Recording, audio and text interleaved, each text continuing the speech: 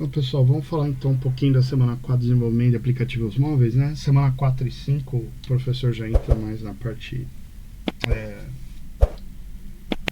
vamos dizer que é mais mão na massa, né?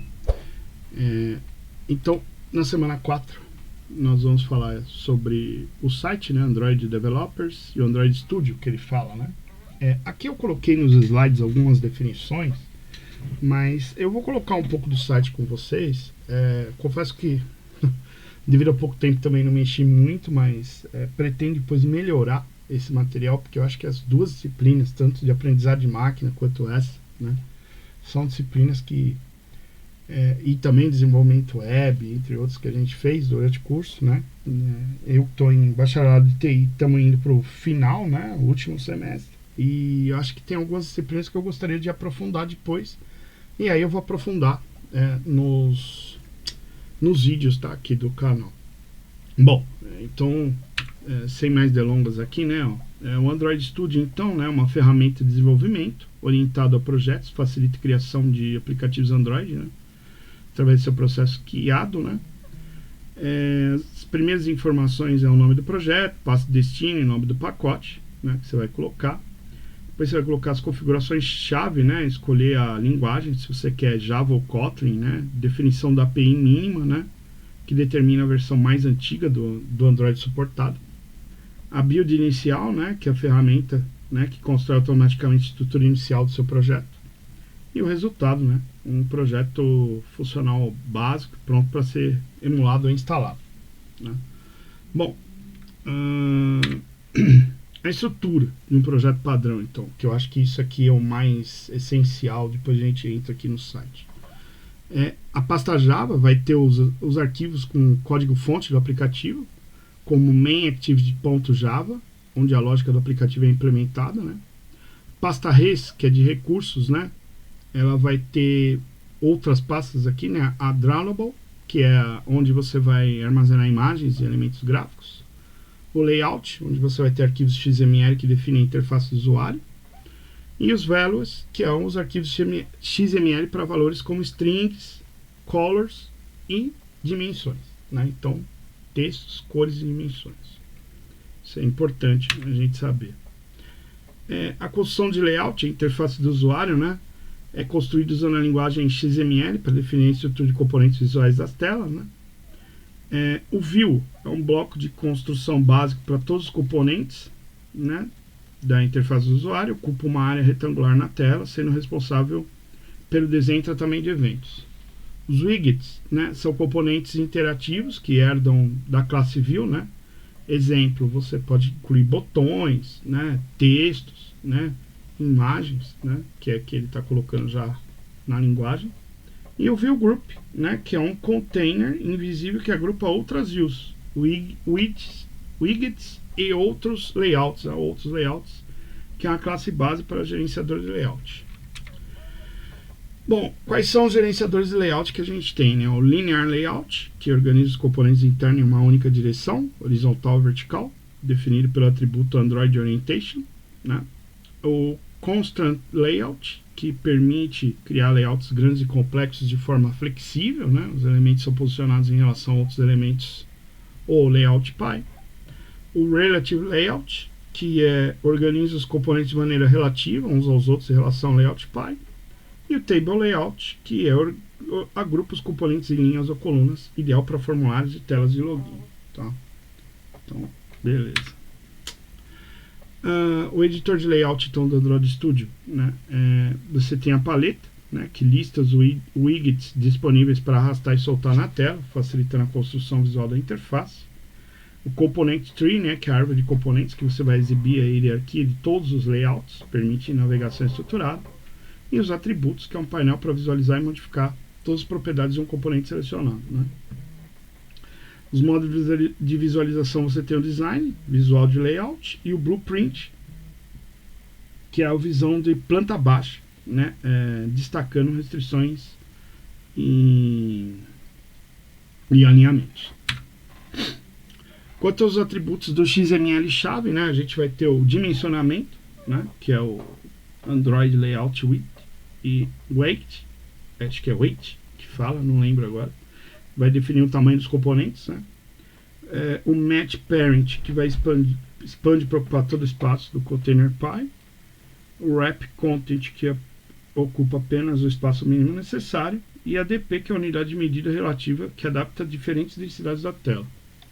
Posicionamento e alinhamento você vai fazer no Android Gravity, que alinha o conteúdo dentro do componente, enquanto que o layout Android Layout Gravity alinha o próprio componente dentro do seu container py. Aqui bem, vamos dizer, muito abstrato, né? Mas aí conforme você vai programando, você vai entendendo essas coisas, né? Isso tudo são conceitos que ele colocou aqui, né? Aí hoje, né, nessa aula, eu vou mais explorar o site um pouquinho aqui. Estou falando um pouco dos atributos e dos comandos que a gente usa e das pastas, né? Para depois, na próxima aula, a gente entrar no Android Studio. Bom, espaçamento, né? Layout margin, define espaçamento externo entre componentes, melhorando a organização visual. E interatividade, Android é um clique, associa o clique, o botão, um método específico no código Java, conectando a interface gráfica e a lógica, né? Você clica no botão, vai fazer alguma coisa, né? Lá na aula ele deu até um exemplo de você clicar no botão e abrir um site, né? Um negócio bem tranquilo, né? Então aqui a integração Java e Layout, né? Separação de responsabilidade. O XML define a estrutura padrão, né? E a aparência, o que. E o Java e o Kotlin define o comportamento e a lógica, o como, né? O mecanismo de conexão clique, né? No arquivo XML você vai colocar Android onClick, o nome do método no botão. No arquivo Java correspondente Activity, né? Cria-se um método público, né? Nome do método viewV. E quando o usuário clica no botão, o sistema invoca automaticamente o método correspondente. Que eu nem verifiquei, depois eu melhoro esses slides aqui, mas tranquilo. Gerenciamento de recursos da pasta res, né? Ela separa valores estáticos, textos, cores e dimensões do código-fonte para facilitar a manutenção e reutilização, né? Então, a definição, né? Valores são definidos como dimens.xml ou strings, né? Aqui é o exemplo que ele dá, né? 150 dp. A referência, né? No layout XML você usa a sintaxe mnemônica, né? Aqui é o exemplo que ele deu. Android Layout Width, a dimensão, a largura do botão. E os benefícios, que é a reutilização em múltiplos componentes e manutenção centralizados, né? Vantagens disso é você ter o mesmo valor pode ser usado em múltiplos componentes. E a manutenção, para você alterar valores, basta modificar em um único local, né? Essa abordagem torna o código mais limpo, organizado e fácil de manter, especialmente em projetos grandes com múltiplas telas e componentes. Bom, aí eu vou falar um pouquinho do site, vou entrar já com vocês aqui. E aí a gente tem aí no Android Developer, né? É o site oficial dos desenvolvedores, né? Vai ter vasta gama de recursos para desenvolvimento, monetização e distribuição de aplicativos, né? Lá a gente vai ter o link de download do Android Studio, né? A documentação, né? Além de referência detalhada das APIs, com todas as classes, métodos e hierarquias, né? Exemplos de código também a gente pode baixar lá, né? Como base para estudo, né? E acelerando a aprendizagem, né? E os recursos adicionais da plataforma, né? Nós vamos ter detalhes para cada versão de Android, né? Recursos sobre tecnologias emergentes, como 5G, Machine Learning, adaptação para diferentes dispositivos, lembrando que o Android aí ele está nas TVs, né? Também em carros, né? E wearables, né? Em relógios, né? Que aí é um pouquinho diferente a versão do Android, mas também pensando em relógios, né? Bibliotecas, informações sobre o Jetpack, né? Conjunto de bibliotecas para boas práticas e linguagem Kotlin, facilitando o desenvolvimento moderno, né? E a Google Play, que você vai ter guias completos sobre como publicar, monetizar, alcançar mais usuários através da loja oficial de aplicativos Android, né? É uma matéria aí que é bem legal, né? Nesse sentido. E aqui basicamente acaba os slides e aqui a gente está no Android Studio, né? Então eu vou deixar aí na descrição do vídeo, né? developerandroid.com. Aqui já entrou, ele já traduziu, né? pela cloud. Ele até, o professor fez um tour por aqui, né? Então a gente pode criar aplicativos Android com IA, né, da Gemini, muito mais aqui, né? Você pode começar com o Hello World, tem curso de treinamento, né? Tem Kotlin para Android, monetização, como ele falou ali, né? Ó. Você pode pôr para Wear OS, que é de relógios, né? Android para carros, Android TV, o Chrome OS, né? Pode desenvolver jogos. Opa, saiu aqui. Pode desenvolver jogos, redes sociais, saúde, fitness, produtividades, né? E aqui ficar por dentro das últimas atualizações experimentais, prévia do Android Studio, biblioteca Jetpack Compose, né, que ele acabou de falar, versões do Wear OS,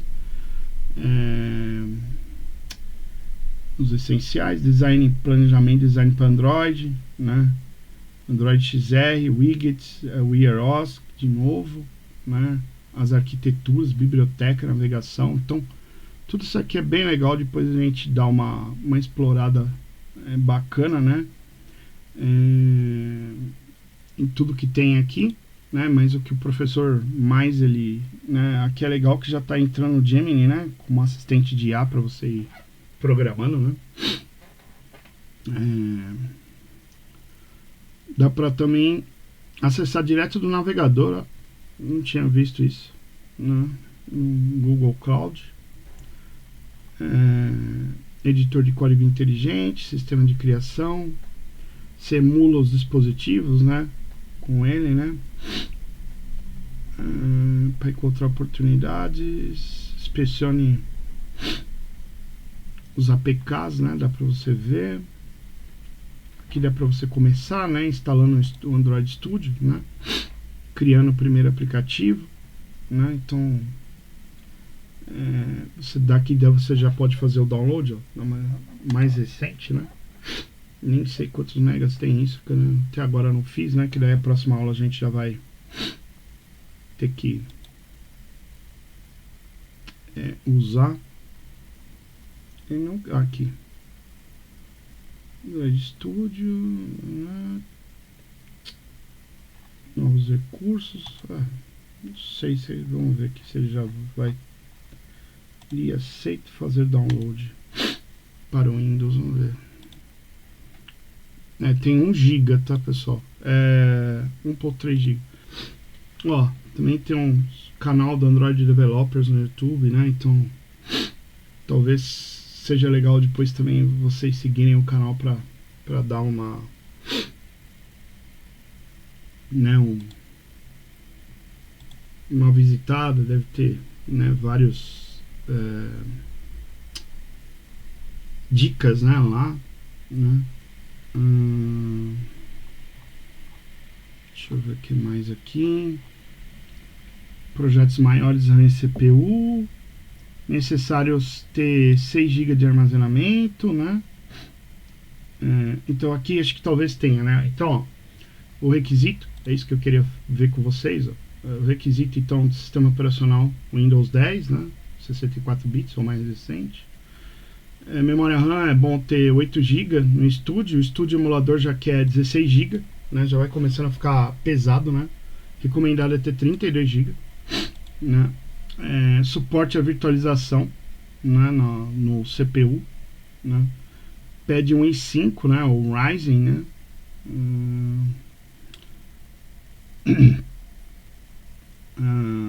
Espaço em disco 8 GB ou 16 aqui, na verdade SSD ele quer 32 ou mais, né? Resolução da tela, né? GPU ele pede uma com 8 GB, né?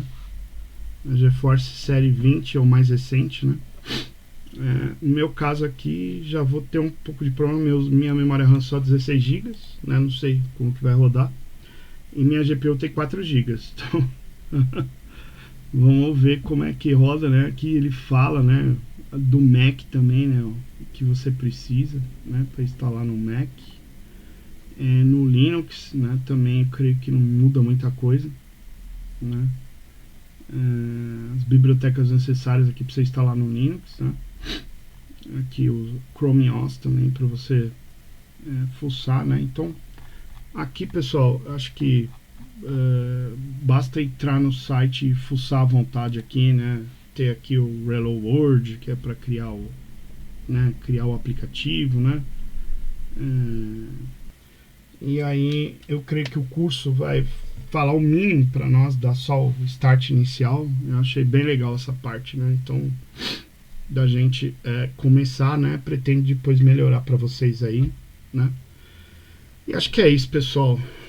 Valeu, muito obrigado e até a próxima.